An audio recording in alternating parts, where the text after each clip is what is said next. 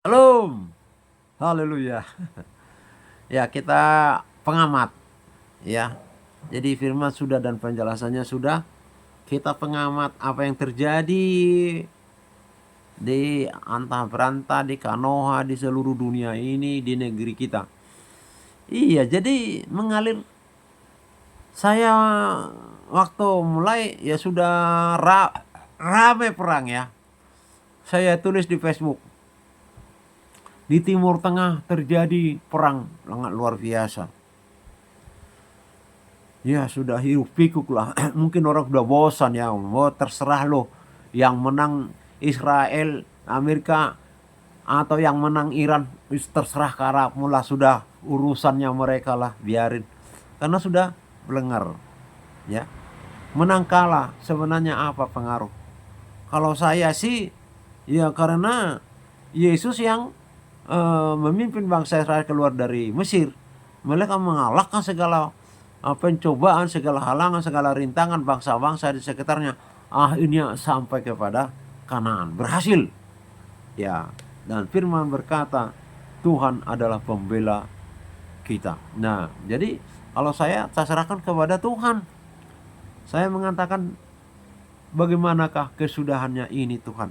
Waktu perang Ukraina dengan Rusia, yang saya tanya langsung bagaimanakah kesudahannya ini? Ya kalau kita melihat sekarang, Tuhan jawab, ternyata tidak bisa ditelan Ukraina itu 4 hari menurut perhitungannya Putin dan jenderal-jenderalnya. Sudah 4 tahun malahan. Loh, ini yang saya tanya, Tuhan bagaimanakah kelanjutannya ini? Nah ini juga saya tanya masih tetap, berdamaikah atau sampai hancur-hancuran di duel-duel? Ya kita itu tetap, nah itu posisi kita. Kita itu tetap mendambakan, mengharapkan perdamaian. Meskipun Israel sama Amerika sama Iran itu uh, sudah apa namanya, sudah hancur-hancuran lah, dah. Tetapi dari sisi kami, orang yang percaya kepada Yesus, karena Tuhan perintahkan berdamailah ya. Biarlah damai sejahtera-Ku memerintah di dalam hatimu.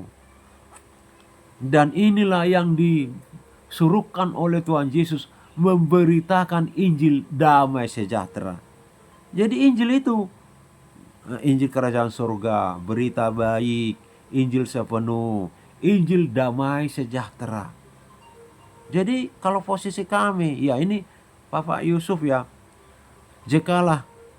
Jadi ya kami itu sangat bersyukur sekali. Sangat bersyukur sekali perannya Bapak itu di dalam itu. Boleh saya katakan kalau Bapak, saya minta maaf, Bapak itu melakukan misi daripada Tuhan Yesus. Jelas itu Bapak Yusuf itu. Hanya saja perlu kami sampaikan bahwa ada tapinya itu. Ya kalau saya katakan tercemarnya, Bapak terseret kepada ilmu atau iman atau ajaran yang Bapak terima, di mana kalau Muslim itu membunuh, mati syahid dalam perang. Ya Pak ya. Ya saya dari debat-debat ini saya tahu itu. Tidak bisa Muslim itu mati syahid membunuh di luar perang. Tidak ada itu. Makanya mohon maaf, diharapkan atau diciptakan atau terjadi perang baru berlaku mati syahid membela iman, membela akidah Islam, masuk ke surga. Bahkan disebutkan sudah rame di debat, dapat 72 bidadari. Ini tak sampaikan terus apa bagaimana Pak? Ya tolong dikoreksi. Berpayudara besar, tembus pandang, tidak ada jilbab, tidak ada penutup, tetap sampai tembus pandang kepada seluruh hidupnya, bahkan tubuhnya putih. Ini pertentangan. Harusnya bidadari itu pakai jilbab, pakai burka, pakai mukena, pakai apalagi istilahnya itu. Itu berbeda. Di bumi ini muslimah harus menutupi aurat. Tetapi yang dijanjikan Allah Subhanahu wa taala itu di surga, bidadari tembus pandang, auratnya terbuka semua. Gimana Pak JK menurut Anda? Itu viral. Udah pengetahuan umum itu. Nah, dasar untuk pencucian otak untuk membunuh bom nuklir lagi, bom bunuh diri, itu yang apa Bapak JK itu? Bahwa Kristen itu adalah manusia yang paling buruk. Mereka memakan daging babi yang paling haram. Dasarnya disebutkan, kafirlah orang yang tidak mengatakan apa yang dikatakan oleh Allah Subhanahu wa Ta'ala itu haram dan nabinya. Padahal Pak JK, Quran 7:49 diantaranya menyebutkan babi muslim itu berbeda dengan babi Kristen. Babi Kristen sudah ada dalam penciptaan Kejadian 1:14. Itu kejadian melalui, saya sudah sebutkan tadi, kejadian keluaran dari Israel, terus bilangan bangsa Israel itu sudah berapa perkembangannya, terus setelah bilangan imamat dulu bilangan, itu kejadian Nabi Nuh. Oh iya, masih belum itu, masih terus itu, sudah sangat banyak sekali. Baru kitab Nuh yang mengakhiri semua manusia, dan kita ini berasal dari keturunan Nuh semua. Ya tetap dari Abraham lah ya, karena Nuh itu keturunan Abraham. Tetapi setelah itu keturunan Kain, keturunan Habel, keturunan manusia lain sudah tidak ada.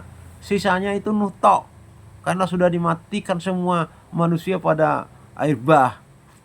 Nah, jadi itu yang super haram.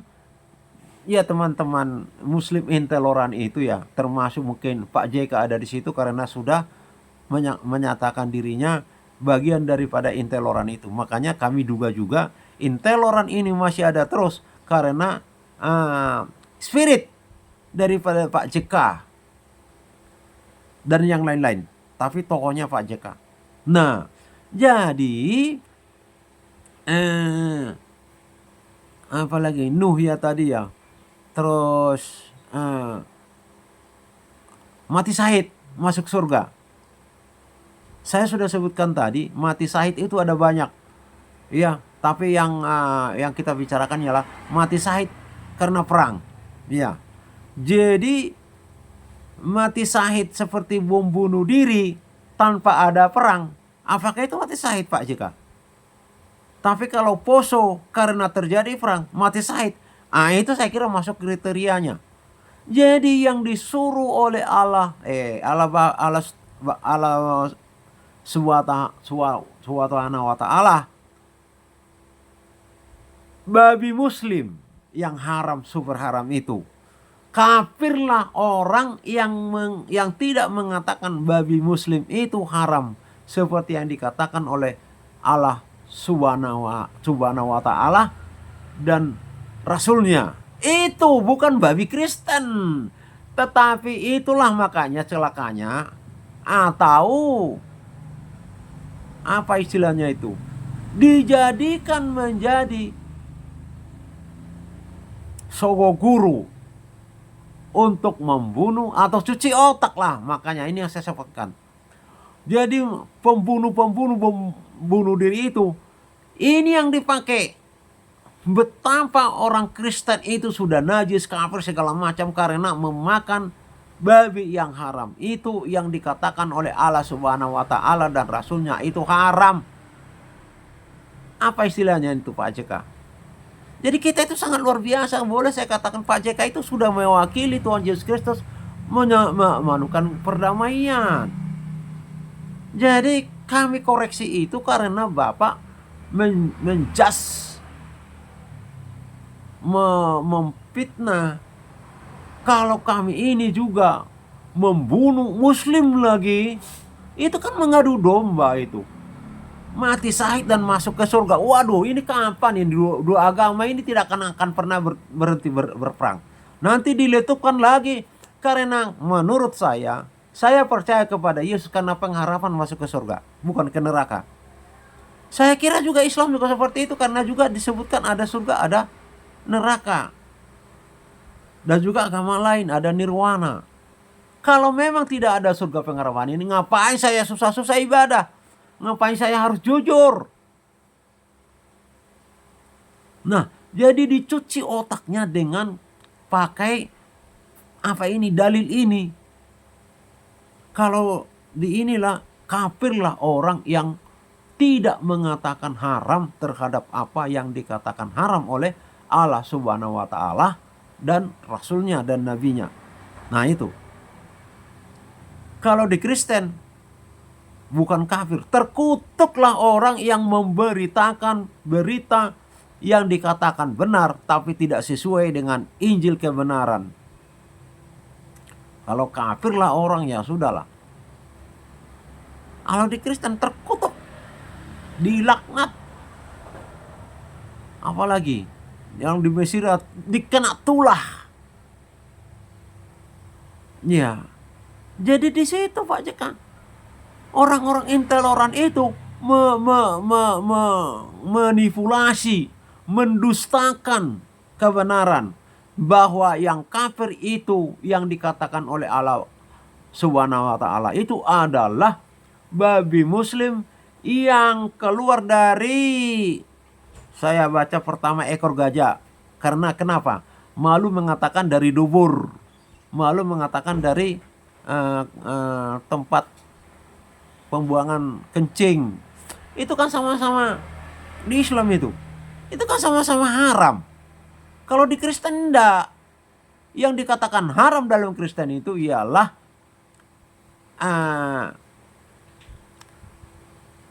karena itu kan tidak masuk ke dalam hati manusia secara langsung. Ngenge atau BAB atau taiknya gajah dan kencingnya gajah. Boleh dipegang itu, boleh, karena itu tidak akan menjadikan Kristen itu haram atau menjadi kafir. Coba kalau teman muslim atau Pak JK kena itu, udah wudu kena itu, waduh, udah luar biasa. Jangankan kencingnya gajah sama taiknya gajah, keringatnya manusia pun kalau kena kepada orang yang sudah wudu menjadi najis. Saya menagih pajak, tak gedor-gedor pintunya, maunya cepat-cepat. Wah, gak sabaran. Ternyata ibunya wudu. Loh Pak, Bo ya yang anu lah, yang tenang lah Pak. Iya Bu, mohon maaf. Saya perlu ada kepastian orangnya ada apa tidak. 5 menit satu ini harus selesai, satu surat pajak ini. 5 menit itu dari kantor. Coba 5 menit diperintah dari kantor untuk bagaimana 5 menit ini bisa? Wah, enggak bisa. Satu surat pajak itu bisa memakan waktu 15 menit. Udah terlambat. Itu dalam keadaan sudah mepet. Anggaran berimbang. Makanya saya beritahukan, mungkin menjadi bom waktu kepada kita semua, bahwa pendapatan asli daerah perlu diaudit. Karena waktu saya menagih pajak, polanya begini. Kalau sudah waktunya mepet, belum mencapai anggaran yang ditetapkan, waduh, sudahlah. Saya punya kaki kanan, kaki kiri ini benturan untuk mengejar. Itu pembatas jalan juga bentur kaki karena masih kaki dia terseret, sudah langsung dipacu. Tidak taunya ada di situ pembatas jalan, dar, aduh, terbirit-birit. Tapi kalau sudah mulai mencapai, diturunkan. Jangan lagi ngebut cari pajak. Nah, kalau sudah melebihi anggaran berimbang, masih ada waktu, di stop. Bayangkan coba. Pertanyaan saya, anggaran yang lebih ini diapakan? Karena yang dipakai yang sudah ditetapkan di APBN, DPBD. Kemana larinya ini? Nah, ini saya katakan bahwa pendapatan daerah, ya Pak Menkeu yang terhormat sudah diberikan pistol sama Pak Prabowo dan Gibran. Saya yakin pistol Anda pun akan menembak pada pendapatan daerah ini. Akan diaudit. Oh, ini kalau diaudit sangat luar biasa. Di situ bermain Wah, itu sangat luar biasa, meledak itu. Sampai Bapak Lustio Prabowo berkata, wah kalau itu diungkap, itu mengungkap rahasia negara, mengungkap. Enggak lah, rahasia negara itu termasuk pertahanan segala macam itu. Kalau pendapatan hasil daerah itu ranah publik, itu bisa diungkap itu. Katanya membuka aib negara. Coba aib negara. Jadi Pak Menkeu, sekalian aja Anda diaudit. Ya, siap nggak Pak Menkeu Purbaya? Ya sekalian aja lah Pak, sekalian. Supaya Anda, ya semoga rakyat memilih Anda nanti jadi presiden kalau Pak Prabowo mengundurkan diri dan Anda dicalonkan dari Partai Gerindra. Ya begitu kan, percaturan dunia politik itu. Apalagi pendapatan hasil daerah kabupaten kota. Apabila Bapak bisa mau diaudit pendapatannya, kan ini tetap aja diaudit. Misalnya pendapatan APBN berimbang. Sekarang 3% tidak mencapai yang sudah ditargetkan. Kan juga diaudit itu. Sehingga tahu. Lah nanti dipenuhi kan juga harus disampaikan kepada Bapak, dan Bapak menyampaikan kepada masyarakat bahwa APBN kita aman ini. Lah, kenapa? Kenapa itu? Berarti penagih pajak tidak main. Penagih pajak tanda tanya. Apakah mereka menjebak Menkeu segala macam sehingga tidak bisa berumbang antara pendapatan dengan pengeluaran. Nah itu. Jadi kembali ke Pak JK ya. Mohon maaf Pak JK. Kami ini teraniaya terus oleh karena intoleran. Banyak muslim mayoritas tidak memakai, tidak disuruh hapus, tidak memakai apa yang Bapak pakai itu. Iya, bahwa Kristen mati syahid masuk ke surga sama dengan muslim. Enggak. Banyak ya. Makanya kami bisa berdampingan. NU itu Pak, saya sudah jelaskan. Mulai zamannya Gus Dur bisa menerima Kristen, yang disebutkan Gus Dur itu kebinekaan. Gus Dur itu bolak-balik keluar masuk gereja. Dan bahkan dia katakan Kristen menyebut Tuhannya itu Bapa. Dari mana Gus Dur tahu itu kalau enggak dia mendengarkan orang yang berdoa seperti saya itu, Bapa yang di surga, dikuduskanlah namamu. Itu Tuhan kami. Bapa itu Bapa rohani kami.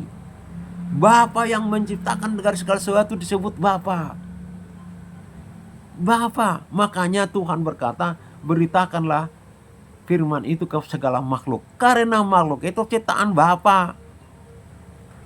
Saya itu mengatakan, mengapa tumbuh-tumbuhan kalau dia muncul dari tanah itu menuju ke atas, terus sampai dia pada sudah tingkat akhirnya baru dia mengembang. Karena dia memuliakan Bapa di surga.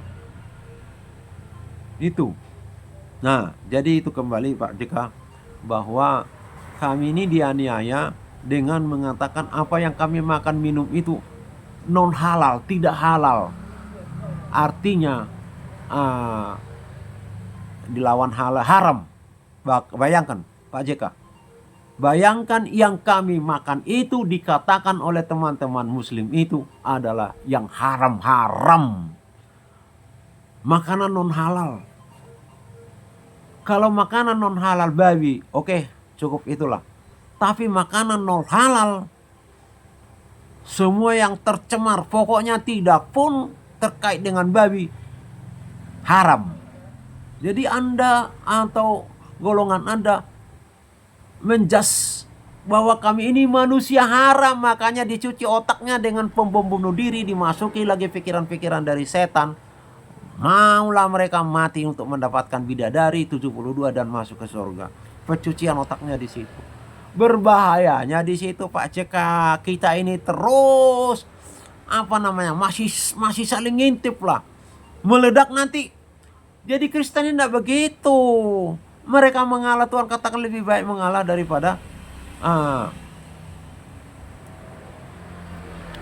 tampar pipi kanan, beri pipi kiri. Itu namanya mengalah. Jangan tampar kaki kanan, gebuk dengan tangan kanan yang menampar. Diberikan kepada mereka untuk menyadari dan mengerti kalau perbuatan mereka itu salah. Sakit, ditampar lagi. Sakit. Mau ditampar lagi, tampar lagi seperti yang dilakukan oleh teman-teman Muslim intoleran itu. Wah, sampai kapan? Setelah diwahyukan firman dalil itu di Al-Quran, mereka sudah praktek itu. Didalilkan sudah sekitar 1440, ya katakanlah 40 tahun lah. 14 abad terus-terusan. Baru sekarang ini ada perlawanan. Jadi mohon maaf ya Bapak JK ya.